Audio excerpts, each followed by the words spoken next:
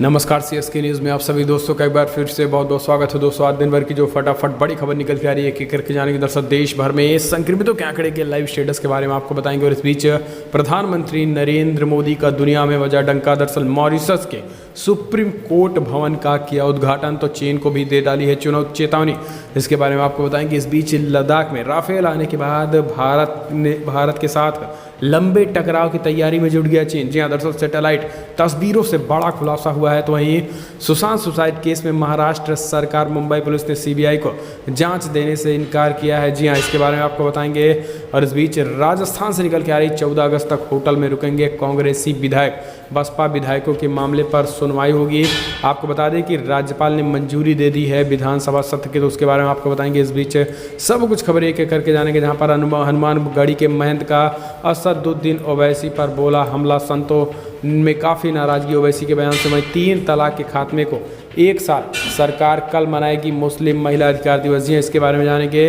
तो सब कुछ खबर एक एक करके विस्तार से आपको जानेंगे। लेकिन उससे पहले छोटा सा निवेदन, अगर आपने चैनल को अभी तक सब्सक्राइब नहीं किया तो प्लीज़ सब्सक्राइब की लाल बटन दबाकर चैनल को सब्सक्राइब करें। और अगर आप भी मानते हैं कि प्रधानमंत्री मोदी के नेतृत्व में न केवल देश कोरोना को हराएगा बल्कि देश के दुश्मनों को भी मुंहतोड़ जवाब देगा, तो इस वीडियो को दिल से लाइक करके अपना समर्थन दर्ज करें। दरअसल पहली बड़ी खबर निकल के आ रही है। आपको बता दें देश भर में संक्रमितों का आंकड़ा 15,88,000 के आंकड़े पार कर गए। आपको बता दें कि 15,88,177 कन्फर्म केसेस हो चुके हैं, तो मृतकों की संख्या 35,000 के आंकड़े पार कर गई है। आपको बता दें कि रिकवर यानी स्वस्थ होने वालों का आंकड़ा 10 लाख के आंकड़े पार कर गया है। 10,22,606 कन्फर्म केसेस। तो वहीं एक्टिव केसेस की 5,30,000 के लोग वर्तमान में स्वस्थ भी हो चुके हैं, जबकि वर्तमान में एक्टिव केसेस। हम चलते हैं अगली बड़ी खबर। प्रधानमंत्री मोदी ने मॉरिशस के सुप्रीम कोर्ट भवन का किया उद्घाटन। चीन के डेप्थ डिप्लोमेसी पर का साथ तंज।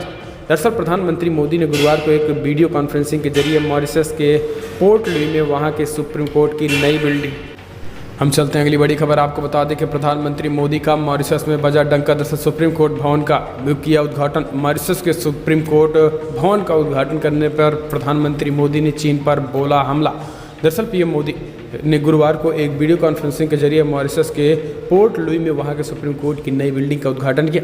उन्होंने मॉरिशस के अपने समकक्ष यानी मॉरिशस के प्रधानमंत्री प्रविंद्र जगन्नाथ के साथ बिल्डिंग का उद्घाटन किया। दरअसल भारत ने इस बिल्डिंग के निर्माण में दोनों देशों के बीच डेवलपमेंट कोऑपरेशन यानी पारस्परिक विकास की साझेदारी के तहत सहयोग किया है। वहीं इस वर्चुअल इवेंट के दौरान पीएम मोदी ने चीन का नाम लिए बगैर उस पर निशाना भी साधा है। पीएम ने कहा है कि मॉरिशस के पोर्ट लुई में भारत मॉरिशस के सहयोग के साथ तहत बना सुप्रीम कोर्ट का भवन दोनों देशों के बीच साझा मूल्यों का प्रतीक है।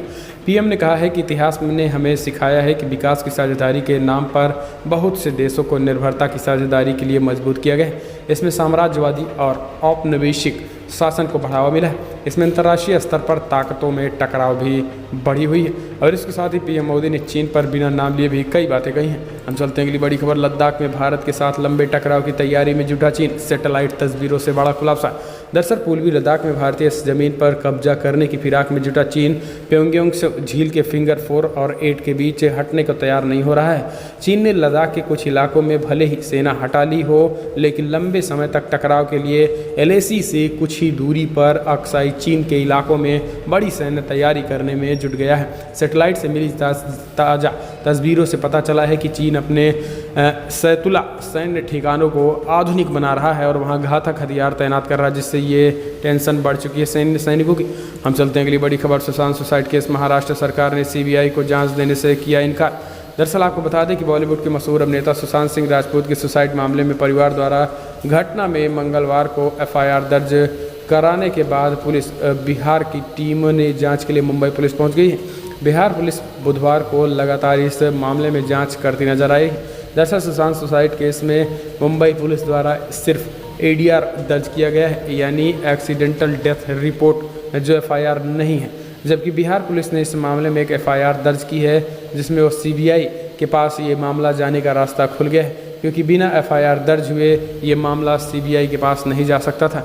लेकिन अब इस CBI दर्ज होने अब मामला FIR होने के बाद CBI हो सकता है। हालांकि महाराष्ट्र सरकार CBI को जांच देने से इनकार कर रही है, लेकिन अब माना जा रहा है कि बिहार पुलिस के जरिए CBI के पास ये मामला जा सकता है। तो वहीं ट्विटर पर खास करके मुंबई पुलिस के खिलाफ जमकर लोगों में गुस्सा दिख रहा है। हम चलते हैं अगली बड़ी खबर। राजस्थान 14 अगस्त तक होटल में रुकेंगे कांग्रेसी विधायक, बसपा विधायकों के मामले पर सुनवाई शुरू। दरअसल राजस्थान में जारी सियासी उठापटक के बीच मुख्यमंत्री अशोक गहलोत के लिए बुधवार की राहत खबर आई है, क्योंकि राज्यपाल ने 14 अगस्त से विधानसभा सत्र शुरू करने की अनुमति दे दी है। जी हाँ, दरअसल राज्यपाल ने राजस्थान में विधानसभा सत्र शुरू करने की अनुमति दे दी है। वहीं अब सीएम गहलोत ने अपना पूरा ध्यान बहुमत साबित करने में लगा दिया है। इसके लिए सीएम की अध्यक्षता में फेयरमोंट होटल में कांग्रेस विधायक दल की बैठक हुई है। दूसरी तरफ बसपा की तरफ से हाईकोर्ट में दायर याचिका पर सुनवाई शुरू हो गई है। मुख्यमंत्री की अध्यक्षता में हुई विधायक दल की बैठक में ये फैसला लिया गया है कि 14 अगस्त तक विधायक होटल में ही रहेंगे। यानी आप समझिए कि जब तक विधानसभा सत्र शुरू नहीं होता है तो राजस्थान सरकार इस तरीके से डरी हुई को बाहर अपने विधायकों को नहीं ले जा रही। हम चलते हैं अगली बड़ी खबर लेते हैं। अयोध्या के हनुमानगढ़ी के महंतों का असदुद्दीन ओवैसी पर हमला, बोले कोर्ट के आदेशों की बार बार ओवैसी कर रहे हैं अवहेलना। दरअसल अयोध्या में राम मंदिर निर्माण की भव्य तैयारी की जा रही। इस बीच बाबरी मस्जिद के निर्माण की आवाज़ भी उठने लगी। बाबरी मस्जिद के ट्रस्ट बना दिया गया है, जिस पर कई सवाल उठाए जा रहे हैं। अयोध्या स्थित हनुमानगढ़ी के महंत ने बाबरी मस्जिद के ट्रस्ट को सरकार के लोगों की नियुक्ति की मांग की है। दरअसल आपको बता दें कि हनुमानगढ़ी के महंत राजू दास का आरोप है कि असद ओवैसी जैसे लोग सुप्रीम कोर्ट के आदेश की अवहेलना कर रहे हैं। ओवैसी ने कहा कि अयोध्या में राम मंदिर की जगह पर मस्जिद थी, जो कि कोर्ट के आदेश की अवहेलना है। महंत राजू दास ने बाबरी मस्जिद के लिए ट्रस्ट में सरकार की तरफ से लोगों की नियुक्तियां मांगी थी। लेकिन आपको बता दें कि यहाँ पर असद ओवैसी कल पीएम मोदी के उस भूमि पूजन पर सवाल खड़े किए थे। इसके बाद साधु संतों ने ये जवाब दिया और ओवैसी की बातों को कोर्ट के खिलाफ बताया। हम चलते हैं अगली बड़ी खबर। कल 1 अगस्त को देश भर में मनाया जाएगा मुस्लिम महिला अधिकार दिवस। दरअसल 3 तलाक के खात्मे को 1 साल सरकार मनाएगी। दरअसल 1 अगस्त महीना का पहला हफ्ता केंद्र की मोदी सरकार के लिए ऐतिहासिक होने जा रहा है। राम मंदिर की नींव रखी जानी है। अनुच्छेद 370 को हटे 1 साल हो रहा है। इसके साथ ही 3 तलाक बिल पास हुए तो 1 साल हो रहा है। इस मौके पर भारतीय जनता पार्टी की ओर से इस मौके पर जश्न की तैयारी है। अब 31 जुलाई को अल्पसंख्यक मंत्रालय की ओर से इस दिन को मुस्लिम महिला अधिकार दिवस के रूप में मनाया जाएगा। सरकार का दावा है कि पिछले 1 साल में 3 तलाक के मामलों में 70% तक गिरावट आई है। पिछले साल 1 अगस्त की तारीख को 3 तलाक बिल लाया गया था और 3 तलाक को गैर कानूनी करार दे दिया गया है। इस साल 1 अगस्त को ईद है, इसलिए सरकार और भाजपा की ओर से 1 दिन पहले ही जश्न मनाया जा रहा है। सरकार द्वारा जो एक्ट पास किया गया था उसके मुताबिक कोई भी मुस्लिम अपनी पत्नी को बोलकर या लिखकर किसी भी अन्य माध्यम तलाक नहीं दे सकता है।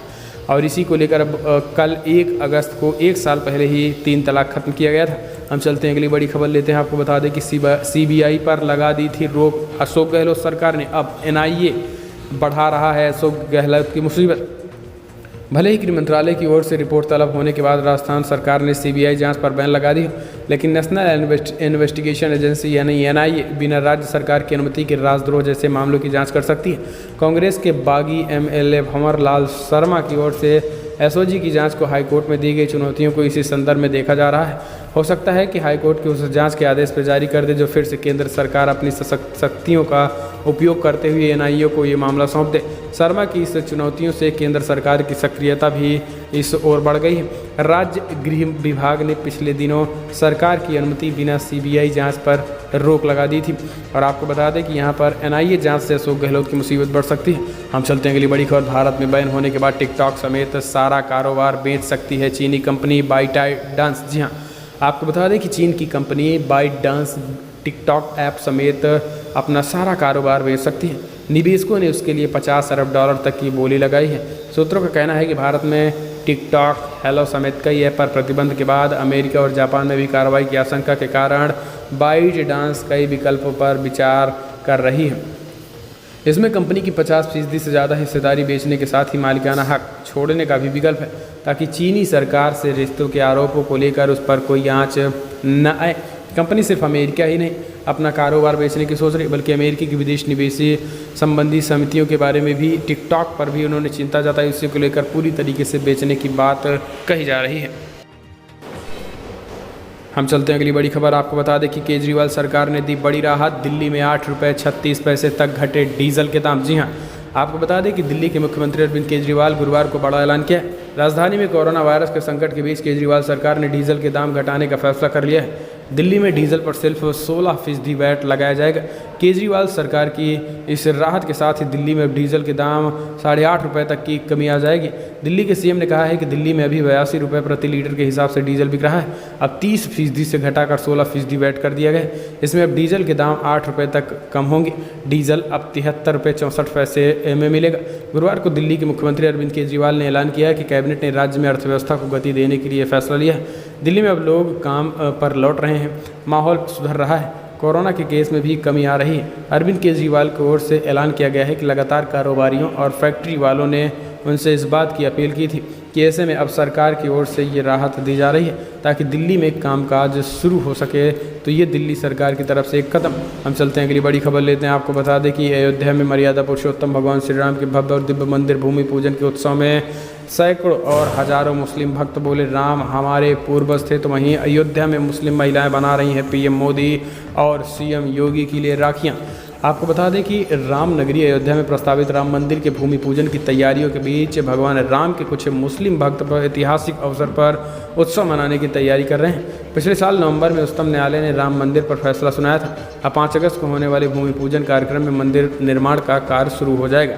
इस बीच अयोध्या जिले के निवासी जमशेद खान ने कहा है कि वो हिंदू भाइयों के साथ मंदिर निर्माण के शुभारंभ का उत्सव मनाएंगे। उन्होंने कहा है कि हमने इस्लाम अपना लिया है और हमने इसकी उपासना पद्धति अपना ली है, लेकिन इसमें हमारे पूर्वज नहीं बदलेंगे। हम मानते हैं कि भगवान राम हमारे पूर्वज हैं। एक अन्य शख्स वसी हैदर ने भी कहा है, हम इस्लाम के सिद्धांतों को मानते हैं लेकिन भगवान राम ही हमारे पूर्वज हैं। तो इस बीच आपको बता दें कि अयोध्या की मुस्लिम महिलाएं प्रधानमंत्री मोदी और सीएम योगी के नाम की भी राखियां बनानी शुरू कर दी हैं।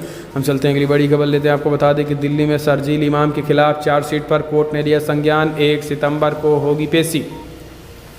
दरअसल आपको बता दें कि दिल्ली कोर्ट ने राजद्रोह के आरोपी शरजील इमाम के खिलाफ अनलॉफुल एक्टिविटीज़ प्रिवेंशन एक्ट यानी यूएपीए के तहत दाखिल चार्जशीट पर संज्ञान ले लिया है और उसे समन जारी किया है। इसके साथ ही पुलिस से राजद्रोह पर संज्ञान के लिए दिल्ली सरकार की मंजूरी लेने को कहा है।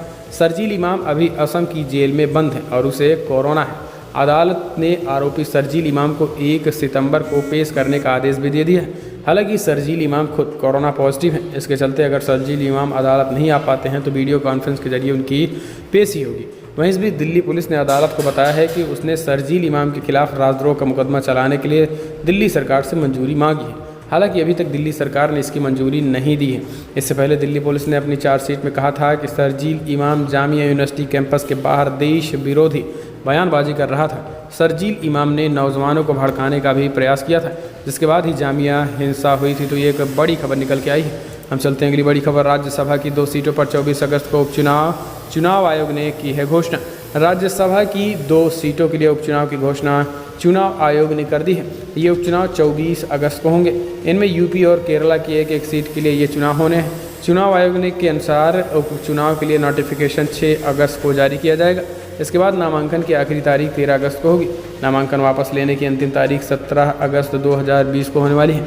इस चुनाव के लिए वोटिंग सुबह 9 बजे से शाम 4 बजे तक होगी। वोटों की गिनती इसी दिन शाम तक हो जाएगी।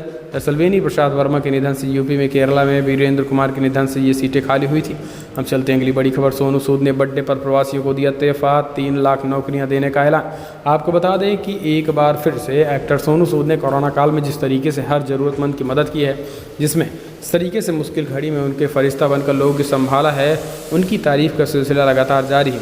अब इस तारीफ़ के बाद सोनू रुके नहीं हैं। ऐसा नहीं है कि उन्होंने अपनी मदद का दायरा और ज़्यादा बढ़ा दिया। इसीलिए इससे पहले जो सोनू सिर्फ लोगों की जगह को दूसरी जगह तक पहुंचाने में मदद कर रहे थे, अब वो किसानों को ट्रैक्टर से लेकर नौकरी देने तक भी काम में भी करने लगे हैं। 30 जुलाई को सोनू सूद अपना 47वां बर्थडे सेलिब्रेट कर रहे हैं। वे बर्थडे पर कोई बड़ी बॉलीवुड पार्टी इसको अंजाम नहीं दे रहे हैं। तो इस तरीके से उन्होंने इस नए तरीके से अपना सेलिब्रेशन मनाया है। हम चलते हैं अगली बड़ी खबर लेते हैं। आपको बता दें कि तमिलनाडु में 31 अगस्त तक बढ़ाया गया लॉकडाउन। रविवार को होगी ज़्यादा सख्ती। दरअसल तमिलनाडु में लॉकडाउन 31 अगस्त तक बढ़ा दिया गया है। हालांकि इस लॉकडाउन में पहले की तुलना में कुछ छूट मिलेंगी, लेकिन अगस्त महीने के हर रविवार को प्रदेश में संपूर्ण लॉकडाउन रहेगा, यानी वीकेंड पर सरकार की ओर से कोई छूट नहीं दी जाएगी। तमिलनाडु के स्वास्थ्य मंत्रालय की ओर से जारी बुलेटिन में सूबे में बुधवार तक 25,36,660 टेस्ट पूरे होने की जानकारी। हम चलते हैं अगली बड़ी खबर दुनिया भर में जो आंकड़े निकल के आ रहे हैं 1,70,00,000 के आंकड़े पार कर गए। आपको बता दें कि 1,70,40,000 कन्फर्म केसेस तो 6,64,000 करीब लोगों की मौत हो गई है। यूनाइटेड स्टेट में 45,05,000 कन्फर्म केसेस तो 1,52,000 करीब लोगों की मौत हो गई।